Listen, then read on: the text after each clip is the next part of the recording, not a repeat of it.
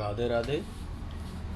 आरोग्यम प्राकृतिक चिकित्सालय में वैद्य नरेश आचार्य आप सभी को स्वागत करता हूँ। साथियों, जैसा कि आज के दौर में चल रहा है, एक ट्रेड बन गया है। लोग कहते हैं कि अब तो कुछ नहीं बचा, सब कुछ जहरीला हो गया, खान पीन खराब हो गया, धरती दूषित हो गई, वातावरण दूषित हो गया, खान पान मिलावट का हो गया, तो कैसे जिए, कैसे क्या करें।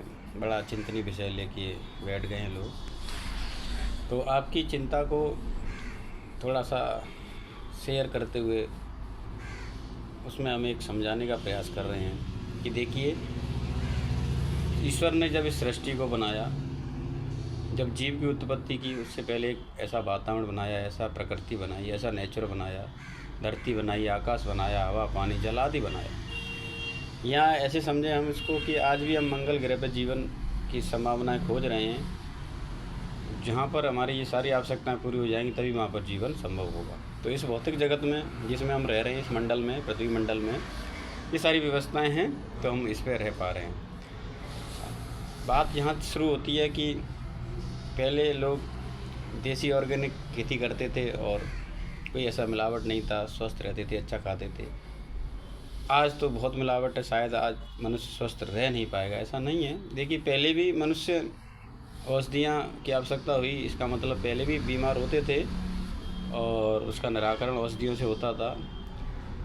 रेशियो ऊपर नीचे होता है, परंतु ये भी एक मजबूरी है। हमारे एग्रीकल्चर साइंस के वैज्ञानिक हैं जो इसको बनाते हैं, DAP खाद, यूरिया, पेप्टिडाइड्स, जितने भी फंगस कीटनाशक औषधियाँ हैं, इनका भी एक pH लेवल निर्धारित करते हुए, मनुष्यों को ध्यान में रखते हुए बनाते हैं और समस्या का निराकरण भी हो जाए और मानव जीवन को हानि कम से कम हो, ऐसा भी ध्यान में रखते हुए बनाए जाते हैं। और ये समय की मांग है, क्योंकि मनुष्य का अनुपात और धरती का अनुपात जब बैलेंस नहीं कर रहा है तो उत्पादन बढ़ाना एक मजबूरी होता है कि कोई भी व्यक्ति भूखा ना सोए, अनाज इतना तो पैदा हो कि सब खा लें। तो उसके लिए ये कदम है, इनोवेशन है जो किए जा रहे हैं। तो इन इनोवेशन से ज़्यादा घबराने की आवश्यकता नहीं है। फिर भी प्रयास करें, अपने हाथ से जितना संभव हो इस धरती माता को कम से कम प्रदूषित करें। देखिए, धरती माँ को माता इसलिए कहा गया है कि ये धारण का और प्रदाता दोनों कार्य करती है। जैसे हम इसमें डाई यूरिया वगैरह डालते हैं, तो अगर हम डायरेक्ट डाई यूरिया खाएंगे मुंह में डालकर तो ज़्यादा लॉस देना होगा, परंतु जब उसको हम फसल चक्र में डालते हैं तो पृथ्वी उनके काफ़ी विषाणु तत्वों को अपने अंदर समाहित करते हुए और उनके लिए लाभदायक, जो जीव जगत को आवश्यक है, जो ईश्वर ने बनाया इतने बड़े ब्रह्मांड को, इतनी बड़ी धरती को, तो वो उस तरह की आवश्यक तत्व, उस तरह के न्यूट्रिशन वैल्यू, खनिज लवण उसके अंदर डालते हुए उसकी गुणवत्ता को बनाने का प्रयास करती है। थोड़ा बहुत अंतर आता है, तो मनुष्य भी धीरे धीरे प्रकृति में रहते रहते उस हैबिचुअलिटी को धारण करने योग्य शक्ति अंदर पैदा कर लेता है, क्योंकि मानव शरीर भी 5 तत्वों से बना है, इसके अंदर भी पृथ्वी तत्व होता है ना। तो बात ये आती है कि अगर हम प्रकृति से थोड़ा थोड़ा भी जुड़े रहेंगे तो हमारी वो धारण शक्ति बढ़ी रहेगी और हम विषाक्त चीज़ों को भी थोड़ा थोड़ा पचा सकते हैं और अपने आप को स्वस्थ रख सकते हैं।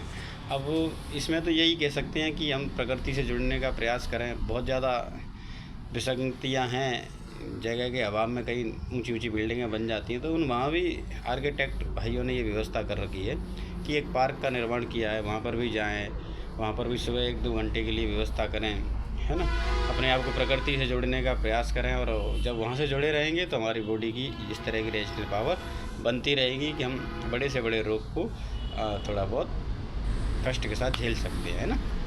और हमारी बॉडी के अंदर इम्यूनिटी पावर बूस्ट होगी तो हम बहुत सारी बीमारियों को स्वतः ही समाप्त कर लेंगे। फिर भी निकल के आता है कि अगर फिर भी ये रहता है तो प्राचीन ऋषि मुनियों से लेकर अर्वाचीन और नवीन मनीषियों ने या वैज्ञानिकों ने ये प्रयास किया है कि समय समय के अनुसार औषधियों का भी निर्माण होता रहे। तो पहले काल में हम जो औषधियाँ बनाते थे, उस औषधियों में महर्षि चरक थे, सुश्रुत थे, धन्वंतरी जी थे।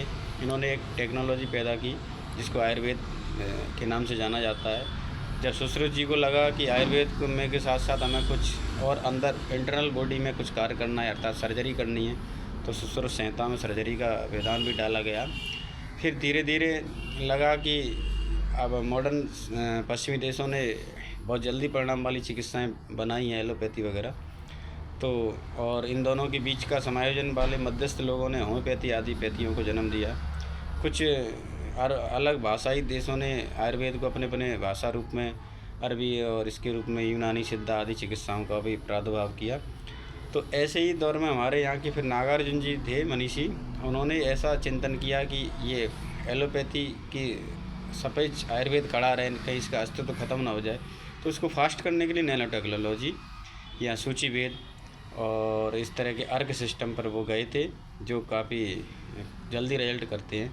तो आज का हमारा टॉपिक है जड़ी बूटियों का सामान्य पाउडर और जड़ी बूटियों का अर्क बेस पाउडर, इसको हम एक्ट्रेस्ट बोलते हैं, वो वाला पाउडर। इसके बारे में चर्चा करना चाह रहे हैं। राधे राधे।